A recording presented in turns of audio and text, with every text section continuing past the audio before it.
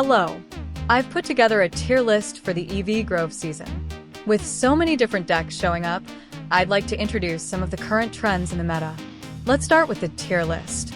It's organized from top to bottom, SS, S, and tiers. There are a few other decks out there, but I left out the ones that don't show up much in ranked matches. Let's get started. I think this deck deserves more than an A-tier ranking, but in the current meta, if you're running Oricorio, there's little reason to go Magnezone. Zeraora and Oricorio decks are on the rise, so Magnezone's rating has dropped relatively. You don't have to run Magnezone, but replacing Zeraora with Shaman can help differentiate the build and give it an edge against Darkrai, Giratina decks. Incineroar's single deck. I see this deck occasionally in ranked matches, and sometimes it takes wins. There's a Sylveon version too, but energy acceleration feels a bit clunky. It has potential highlights, but it's best used when luck is on your side. This version differs from the previous one by including Naganadel as a one-of in a 1-to-1 line. In today's meta, dealing 60 damage as fast as possible is vital. The strategy: use Naganadel to knock out Eevee or Froakie by turn 2. Even if you draw Naganadel later, you can still follow a 1-1-2 prize plan. So flexibility is possible. Solgaleo and Sylveon deck. Previously, Sylveon's spots were often filled by Shiinotic, but the Sylveon version is trending lately. Major differences: Eevee's attack lets you draw cards, and Sylveon can fetch rare candy. Magiarna is included to counter flying decks. Let's move on to S tier. The first one is Silvally plus Oricorio deck. This deck has drawn attention in the past week. Players use various counts, 1 or 2, of Zeraora and Oricorio. Running one Zeraora makes it easier to find Oricorio and balances the deck. But with only one Zeraora, energy acceleration can struggle, same for only one Oricorio. Running 2 of each seems optimal. Its great advantage is favorable matchups against top meta like Charizard and Sylveon Frogs. Zeraora plus Giovanni can deal 60 damage, which is strong in the Charizard matchup. Tapu Koko plus Zeraora deck. Matchups are similar to Silvally Zeraora.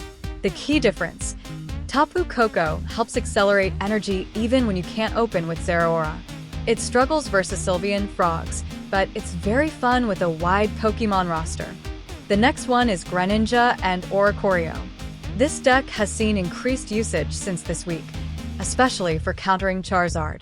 As Charizard usage declines, some of these decks are becoming slightly less prominent, but they're still strong. A familiar deck from the prior meta. It becomes a good counter when Oricorio decks are popular. Strong when played second, even versus top decks. It struggles more against Buzzwole and Darkrai, Giratina.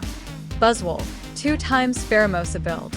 Once top of the meta, it initially had poor matchups, but is making comeback. Cards like Mars and Red Card can disrupt Charizard. Compared to Sylveon decks, it feels slightly less powerful. That might be the boundary between S and SS tier. Fighting types are currently favored. The current build runs 2 Pheromosa, trading off Kartana, which weakens the Odoradori matchup slightly. It ultimately comes down to play style. Leafeon plus Flareon deck. Tightly constructed with only 20 core cards. Eevee bag is typically used for healing, so red card is recommended. Giratina plus Darkrai deck. The key point: it no longer runs Nihilego. Nihilego was only used originally to counter Shaman or Oricorio builds, but with Shaman gone from the meta, there's no need for Nihilego anymore. Because this build can now beat Oricorio decks, it's climbed back up in popularity. Charizard plus Sylveon deck. The list hasn't changed much, but win rates have dipped slightly in recent tournaments. Still powerfully consistent enough to remain SS tier, though it's no longer an auto-win deck. Greninja plus Sylveon deck. From the start of the format until now, it's remained at the top of the meta. Still arguably the strongest deck in the format today. With Charizard's decline, it may be the best deck available. This deck has stayed at the meta summit since the beginning, and has remained consistent even with Charizard's decline. It's arguably the #1 deck right now. So what did you think? With about 2 weeks left in the Eevee season, I hope this tier list helps you find the right deck to play. Thanks for watching, and see you next time.